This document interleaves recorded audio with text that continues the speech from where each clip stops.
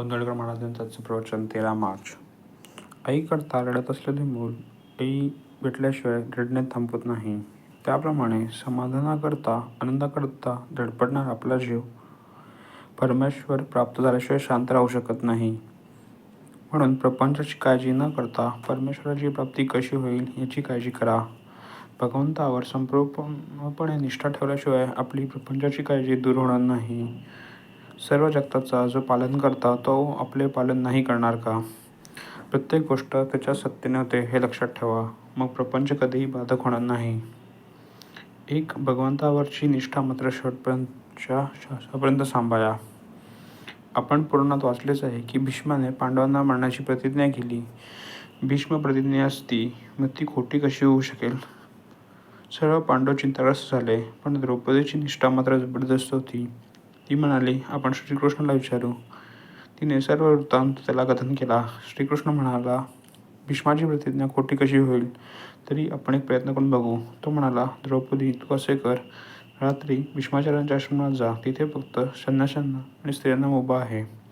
मी तुझ्याबरोबर आश्रमापर्यंत येतो. त्यानंतर श्रीकृष्ण द्रौपदीला घेऊन भीष्माचार्यांच्या आश्रमापर्यंत गेले आणि बाहेरच तिचे अलंकार आणि इतर वस्तू सांभाळत बसले.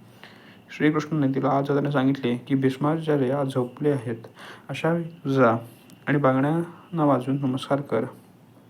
त्याप्रमाणे द्रौपदी आत गेली आणि बांगड्या वाजवून भीष्माचार्यांना तिने नमस्कार केला.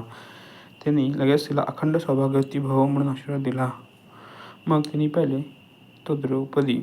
तेव्हा ते म्हणाले, द्रौपदी ही अक्कल तुझी खचित नव्हे. तुझ्याबरोबर कोण आहे ते सांग. ती म्हणाली, माझ्याबरोबर गडी आणला आहे. तो बाहेर उभा आहे.